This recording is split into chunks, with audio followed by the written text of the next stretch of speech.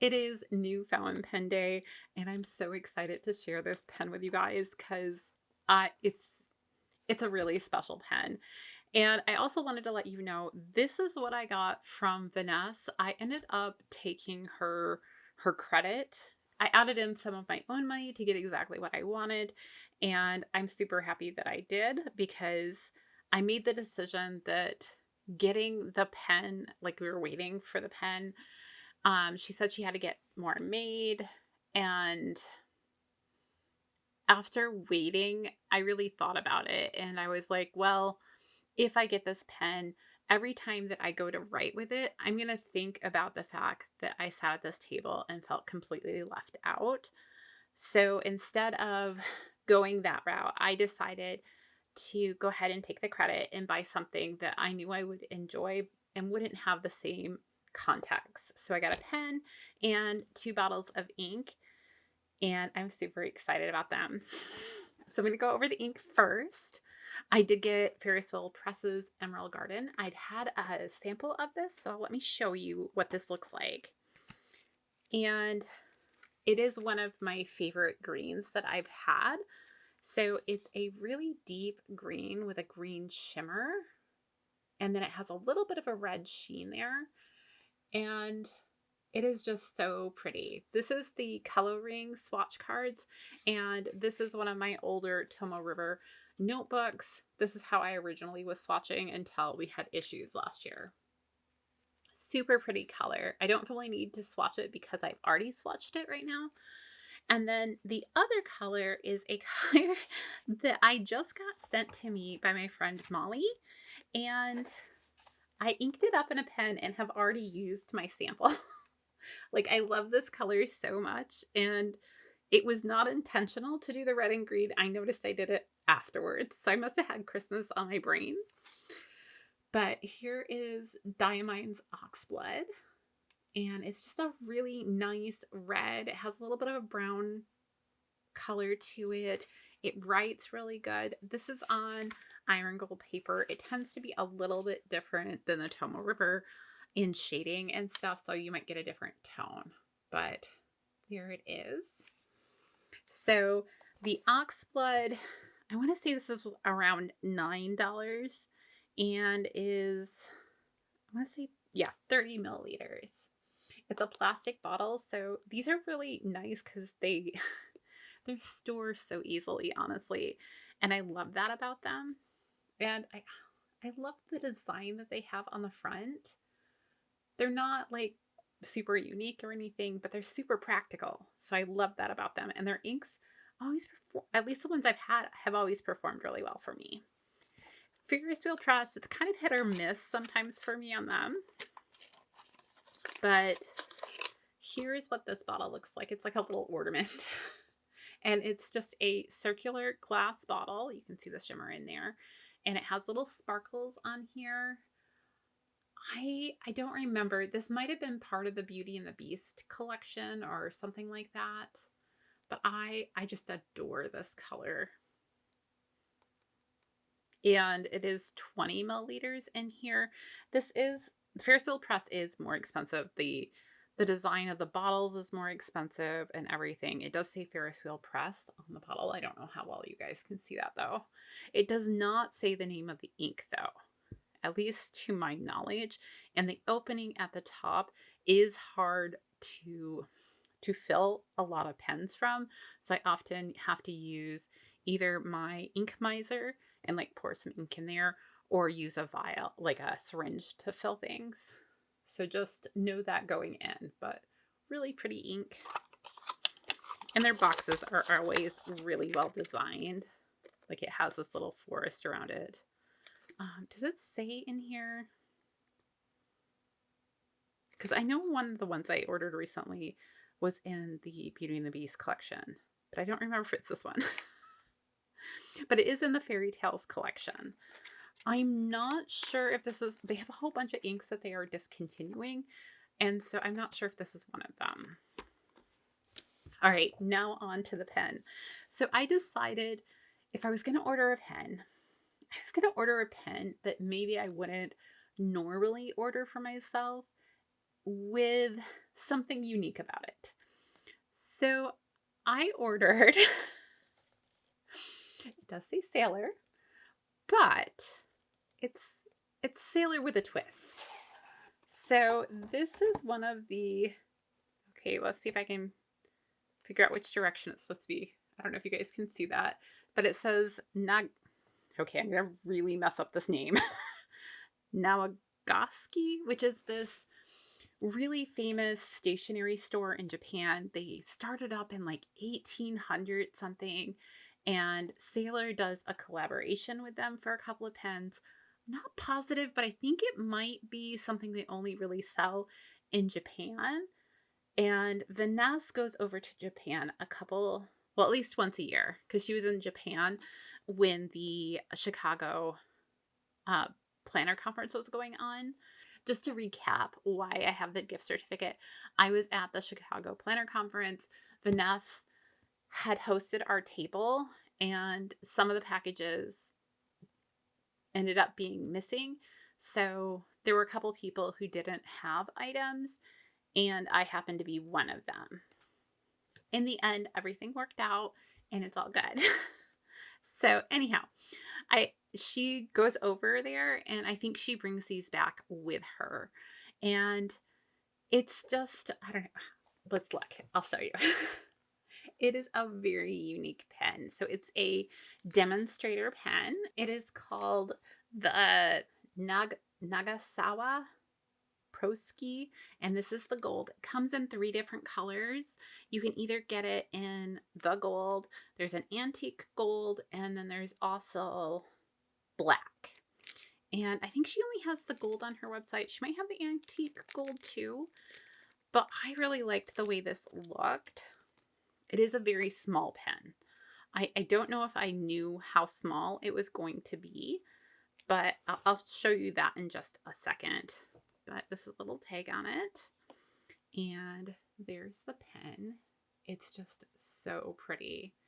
And the finial, and like you'll see some of the artwork on this, isn't the Sailor artwork. It's the other brand, which the finial on the top, I believe, is supposed to be the Nagasawa Bunji Center's original ink. It looks clear to me though. So that was something that I saw on the internet, and I was like, okay. Yeah. I also saw that they, like, I think of this as a demonstrator pen. I did see someplace reference it as a skeleton pen, and I don't know if that's another term for them or not, because I'm pretty new. Well, I've only really been into fountain pens about 1.5 to 2 years, so we'll call that new. And I'm still learning a lot of things. But before we go into great detail on the pen, the box is a really sturdy box and has like a really nice satin in the inside, very cushy. And then underneath your little plate where everything gets put, you have some Sailor inks in here. You have the Naga, how do you say that? There's the name. I really try, guys. I swear. Yeah, there is no English version of this, so I'm going to say it's probably a Japanese exclusive pen.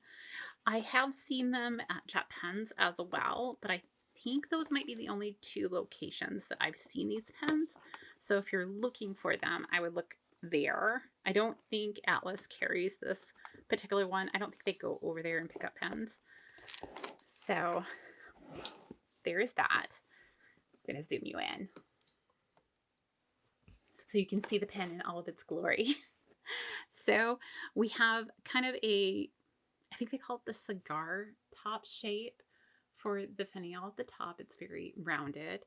And then you have a very nice clip. It looks like the traditional Sailor clip to me. So very sturdy, nice gold trim there. You have a gold band here. And let's see if I can see what it says. It's shining right at me, so I'm not sure. Hold on. I think it says pen style gold there, if I'm reading that correctly. So really pretty there, just a nice, simple, it's kind of that simple elegance is really what I get from it. And then you have a nice gold band here and that tapered end. So, and then you uncap. It is a screw off cap. It does have a cap and cap mechanism there, which is really cool. And here we go. So we're going to talk about the nib here. So their nibs and the filling mechanisms especially are made by Sailor. They do not have the Sailor logo on them though. So they have the original logo for the Buji, the Nagasawa. They have the original design from that stationery store in Japan. So I like the uniqueness. And then I got a very, very special nib on here. This is called a zoom nib. Now, the inner workings and the nib is very similar to a Sailor 1911, which I don't have. But I specifically was looking for a pen that had the zoom nib because I wanted to try it out. So these zoom nibs are super special. They're only on Sailor pens because I think it's a Sailor specific grind. And you're supposed to be able to get different line widths depending on the angle of the pen. So if you hold it at like a 90-degree angle, you're supposed to get like around a 0.45 line. They say at 70 degrees, you're going to get a 0.65. And then at 45 degrees, you're supposed to get a 0.75. So we'll have to see how that all works because I think it's smaller up and bigger down. And then you can do reverse writing and you get a really fine line. So it's essentially supposed to be able to do everything from extra fine to broad in one nib. So I think that's really cool. And I just wanted to try it out. And I'm excited about it. There should be a Z on. Oh, yeah. There's a Z on the side designating that it's a zoom. And just to show you the converter, it looks like all of my other Sailor converters. So just a piston mechanism. So now let's give you some comparisons as far as size go. Like I said, it's a pretty small 10. Here is a Sailor Pro Gear next to it. It's a little bit capped anyhow, a little bit longer than the Pro Gear, I think. Then we have an Esterbrook JR. I'm going with my smaller pens first. So the JR is pretty similar in size to the Pro Gear Slim. So just a teeny bit longer. This is a Banu Briolette. And I think these are pretty much the same size. Just to give you an idea. Now, most people have a TWSBI. So here is my TWSBI Diamond 580. So you can kind of see it's a little bit shorter there. Not drastically shorter, but enough that you're going to notice. Next to a Pilot Vanishing Point. It's right about there.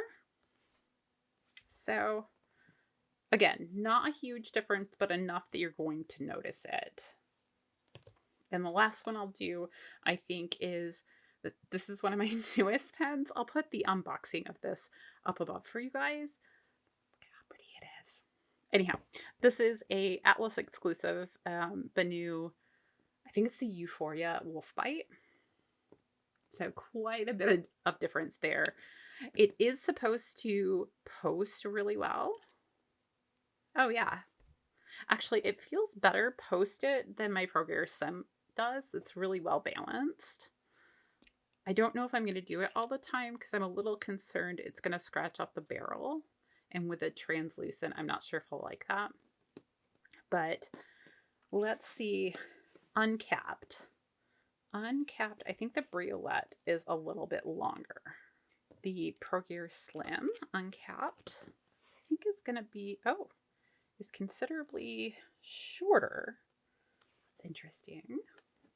It's always intriguing to see how much room the cap actually takes up. Here's the Esterbrook JR. Try to put them next to each other. They're pretty comparable there. I think there's a little bit of difference, but it's hard to tell if I have them precisely lined up. So it may just be that. Here's the TWSBI 580. Quite a bit shorter without the cap there. Vanishing point is pretty much the same because it's just a push button. And here's the Banu. So almost a whole nib size bigger there. I have heard that some people with larger hands, I do have big hands, don't always love these, but I've liked my Pro Gear. It did take me a couple days to get into the groove with it, but I have really liked it. So I think it's time to ink it up, and I'm going to be using this Sailor ink. I decided not to use Diamine Oxblood because I already have it inked up in a pen. I just wanted more because I'm out of my sample already. And I don't want to put a glitter ink in before I know how the pen performs. And I think since it's a Sailor pen, I'll go with the Sailor ink. And I love my Manyo Fuji. It is probably one of my absolute favorite inks. So I'm going to go ahead and ink it up with this, but I'm going to flush it out first. All right, now that we have everything inked up, let's go ahead and try out this dip. I'm not sure what to expect. Other than if you've ever wrote with a Sailor pen, you know that there is a little bit of feedback, so I'm expecting that. So, okay, that's pretty thick, like really thick. Okay, so I guess maybe higher up.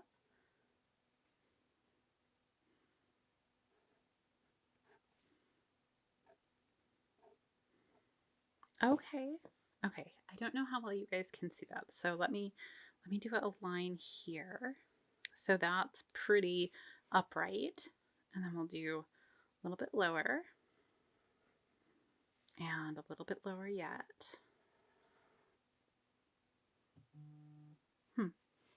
I can see a difference. It's not as drastic as I thought it would be. And then let's see the reverse. It's supposed to be pretty dry. I'm not really, maybe I don't have enough. I don't know. Yeah, I'm not seeing the reverse writing they say it can do. It's probably user error though. But it doesn't have a ton of feedback. Let's see here. Like I can hear it, but it's not like my other Sailors as far as feedback. It feels pretty broad. So let's do some lines. Do up and down, sideways, this way, this way. Okay.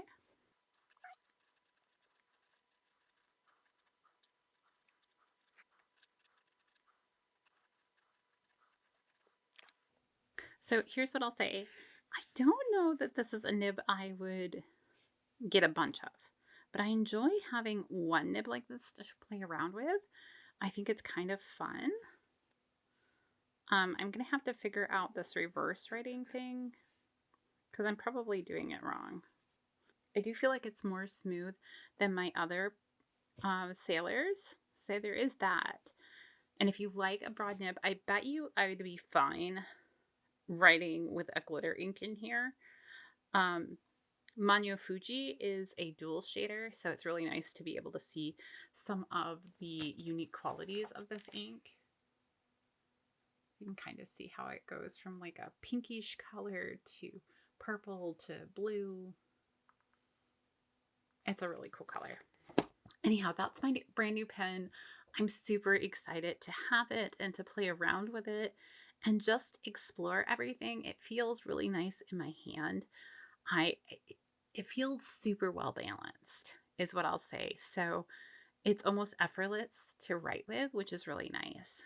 So anyhow, that's all I have for today. I hope you guys enjoyed it. If you have any questions about this pen, go ahead and put them down below. And until next time, I'll see you real soon.